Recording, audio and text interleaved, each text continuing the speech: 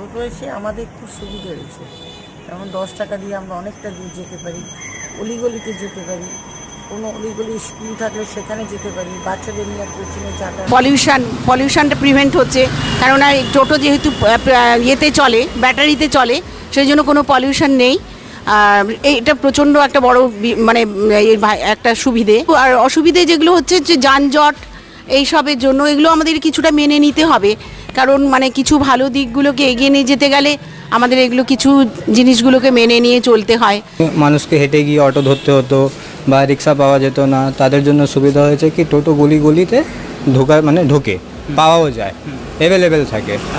দেখা যাচ্ছে কি অনেকে বাচ্চা ছেলেরা যারা পড়াশোনা করা উচিত ওরা আপনার টোটো চালাচ্ছে, এই জিনিসগুলো মানে খারাপ। হঠাৎ করে কেউ অসুস্থ হয়ে পড়লে অ্যাম্বুলেন্স পেলাম না, টোটো করে নিয়ে চলে গেল। বয়স্ক লোকেদের পক্ষে টোটোটা খুবই সুবিধা।